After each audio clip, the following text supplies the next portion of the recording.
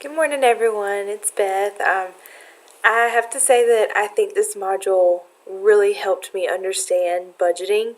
Um, I've kind of always kept a personal budget myself, but I've never really been able to fathom how a university could budget and especially budget appropriately and precisely. There's just so many different departments working together. So this module, especially the resources and the information regarding Columbia's budgeting process, really kind of helped me understand the whole entire process. Um, as for the quote by Paulson and Smart from page 541, I think that one of the main things I thought that they were talking about was the fact that it's very difficult to budget when you really don't know um, kind of how much revenue you're going to have coming in versus how much you're going to have going out. I know that, for example, my institution, we have to create a fiscal budget every year, and we have to submit a department budget as well.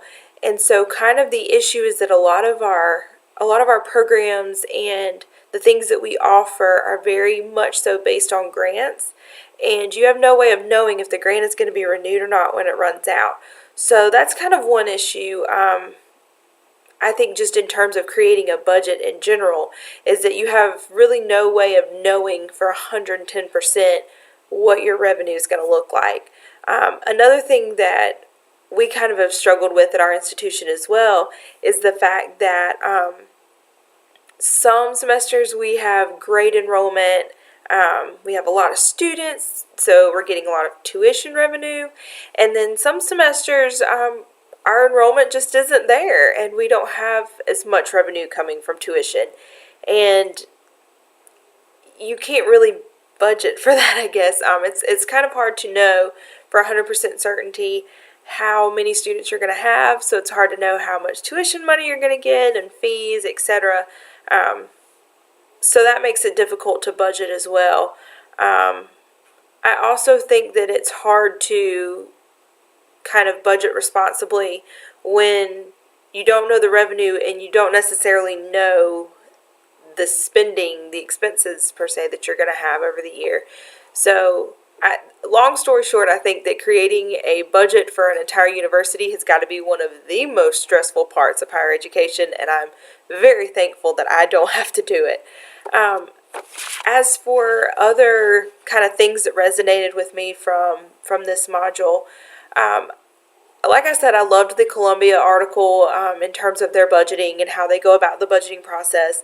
It was super helpful for me to kind of understand what in the world all goes into it. Something that I thought was really interesting was that they have two budgets, and we kind of do the same thing, but we're a much smaller institution. So reading about Columbia's two budgets kind of put everything in perspective for me. So they have these two budgets. One is an operating budget, which kind of includes their revenues and their expenses for academic programs and learning processes and administrative operations, kind of the day-to-day things that have to be paid for in order for the university to continue its operation. The second budget that they have is a capital budget, which pretty much includes the revenues and the expenses for investments in the campus itself. So this would be budgets for renovating buildings, for building new dorms, for maintenance, upkeep, grounds. I mean, if your light bulb blows out, it comes out of this budget. So all of those super small, little bitty, teeny tiny things that are kind of behind the scenes, you don't really think about them. Those things, I mean, they add up quick. And so I thought it was neat that they have these two budgets. And furthermore, the budgets for both of these are done by department. So it's almost micromanaged. You budget for every project you have to do.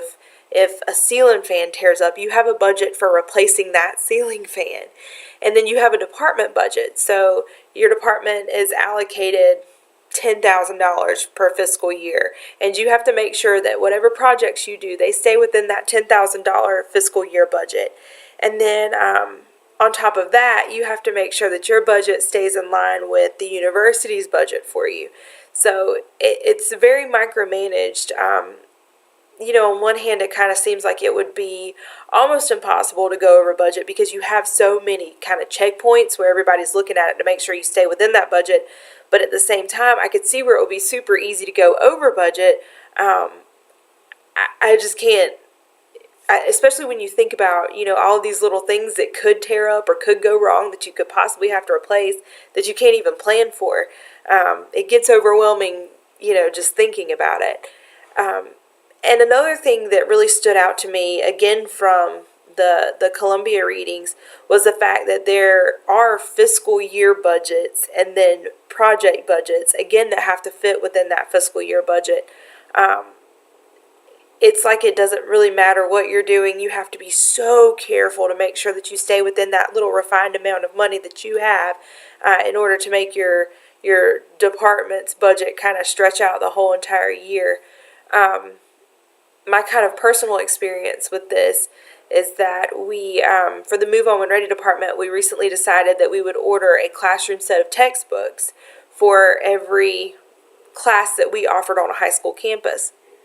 So we have this fiscal year budget, and we were able to order all of these classroom sets of textbooks out of the fiscal year budget, which was great, worked perfect.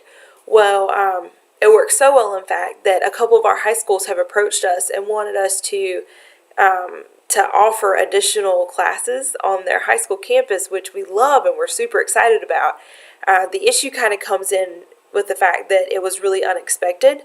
So we had to really double check and make sure that we would have enough funds in our fiscal year budget to cover these extra books and the cost of hiring professors and creating a curricula for these classes. It really kind of, the budget really drives everything that you do. So I could easily see where you would have to have a project budget. So for example, we are offering a biology class on one of our high school campuses now. Our project budget is a set amount because we have to buy the lab equipment. We have to buy the lab kits for each student and the coats. There's a lot that kind of goes into it. We have to pay a professor to teach it. And then we also have to make sure not only that we stay on the project budget, but that we're staying within our fiscal year limitations because we have already bought all these classroom sets. So I was really, really happy that this module kind of coincided with that because I was able to see exactly what all goes into it. It's not as simple as hiring a professor and saying, hey, great, we have another class. There's a lot more kind of planning that goes into it. So this module was super informative for me. I really enjoyed it. And it was kind of neat to see it happen in real time at my place of employment. It really helped put it in perspective. So anyway, thank you for listening, and I look forward to seeing all of your videos. Have a great week.